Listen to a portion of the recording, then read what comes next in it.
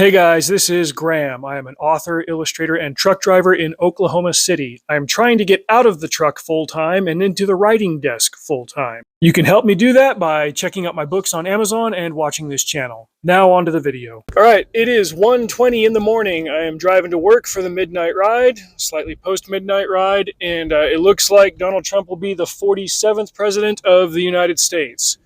I've got some friends who are circulating a theory that they'll use the 25th Amendment to get Joe to step down, and Kamala Harris will be sworn in for the last couple of months, and she'll technically be the first woman president.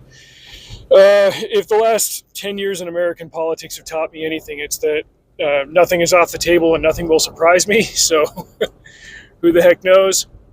But for now, it looks like Trump is headed back to the White House, and he did indeed pull a Grover Cleveland.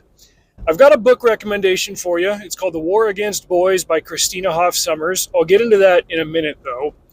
I'm reminded of a post that I put on social media back in 2016 after going through a couple of election cycles of defeat. This is the first time I've ever voted for a candidate who won, but bear with me if you're not a Trump fan. Hear me out. I've got something important to say here. I think it's good for all of us. I remember the victory laps on social media when Obama won in 2008. People were excited. Some of them were very ready to end the Bush era. I get it. And then 2012 rolled around, and I was a little bit more active in the Imager and Reddit circles back then. And the victory laps during that election were just cringe-inducing. And my thinking was well, if the whole point is for us to be a United States, the nut kicks are not really going to help with that. It is fun when you vote for somebody and they win, but we are not the divided states, are we? What role are we taking in that? I remember specifically this guy had taken a bottle of Smirnoff and wrapped the label Republican Tears on it, and he was chugging it. He was not just happy that his guy had won, but he was happy that the people that he viewed as evil losers and whatever had lost. Okay, it's fun to pass that around in the group chat, but we do need each other. That's been my thinking a lot of times whenever I see news stories about demographics this and group that. It's why would we put one over the other? Why are men better than women, or women better than men? Why are blacks better than Latinos, who are better than whites, who are better than why are we doing this? We need each other. We have immutable characteristics, and they are different. We need to analyze that and acknowledge that, but not create a tier system based on that and say that this is this or that is that, because that doesn't sow unity. It does quite the opposite. My problem with demographics is that it's always been used as a way to split us against each other. And it's especially nefarious when it's a chosen demographic, because then we're choosing ways to split the hairs. But after 2016, I had voted none of these in that race in Nevada. They don't do write-ins. And I didn't want Trump. I was more of an establishment GOP guy. I'd wanted Rubio. And they didn't do write-ins. I was going to write in a third-party candidate. I wasn't thrilled with any of the other candidates for the other parties, so I just checked the box for none of these. That's what they have instead of write-ins. And then Trump, against all odds, pulled out this W. And I've got friends of all political persuasions, and I DM'd a couple of them and was like, hey, I'm sure you're feeling like crap. I know what that feels like. I know what it feels like to get emotionally invested in a candidate and have them lose. So, hey, just sorry you're going through that. And a couple of them hit back and just said, hey, thanks for saying that. The point is that I don't want people to feel like I hate them because of who they vote for, and even less because of who they are. That's not good for anybody. And it's not good for a United States. I remember noticing in 2008 that there was an excessive focus on race issues because the Democrats were largely going to decide between Hillary Clinton or Barack Obama. So it was like, do we want to make this a race issue or a gender issue? And they put the gender one in their pocket, save that for later. And I remember being really incensed about that when I was 23, 24 years old, because I grew up in a world where I thought that we'd put that behind us. We learned that racism was bad in elementary school, and now they teach in schools that racism is innate, and that if you are of one race, you are an oppressor and privileged, and if you are of another race, you are inherently disadvantaged, and you need help from the system. And like, these ideas are bad for everybody. Whether you tell them that the whole world has been against them or the whole world should be against them, like, we shouldn't be doing this. And these ideas sow division, and they pit people against each other. And that's why every 4 years, the multi-billion-dollar election industry comes around to rake money out of everybody and then poke us with sticks and make us fight each other in a pit and say, hey, get mad about this, be upset about that. It's not good for us. It's not good for us to do this to each other. The War on Boys, the book that I mentioned earlier by Christina Hoff Sommers, this was published in 2000, and the issues that she highlights in it have become even more pronounced in the 24 years since. It's largely an analysis of the efforts of, I believe at that point it was third wave feminism, to do good things for girls, to change the culture and the institutions to an extent that opportunities would be available for girls if they wanted to take them. But it's turned into something uglier since then. It even had at that point.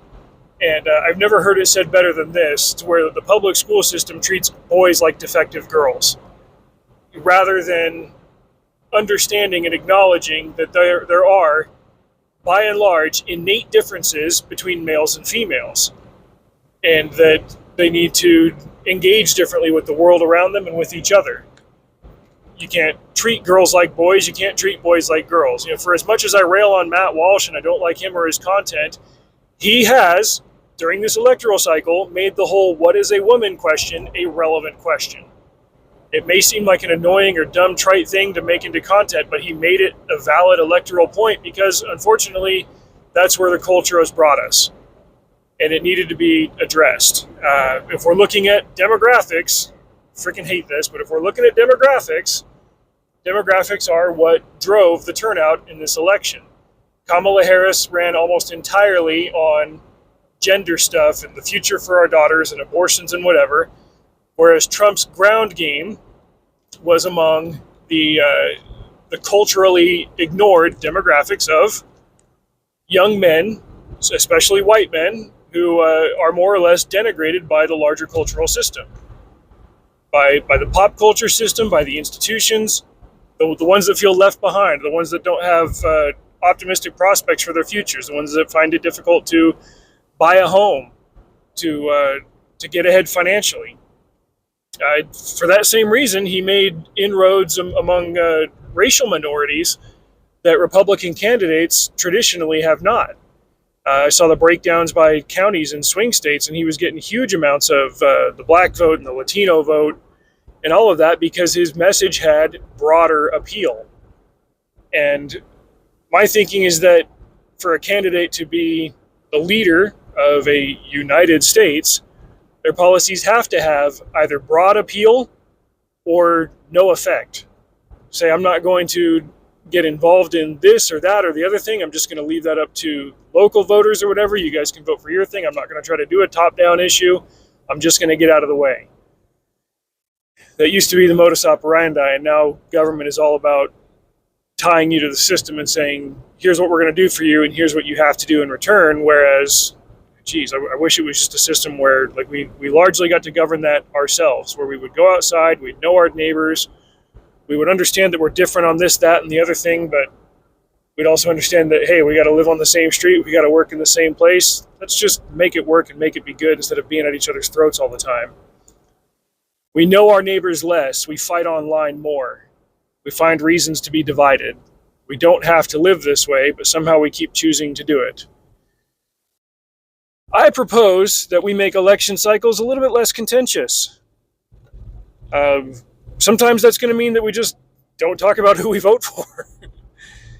But we've got to get to a point where we're not so reliant on politicians to, in our minds, solve our problems, because they won't.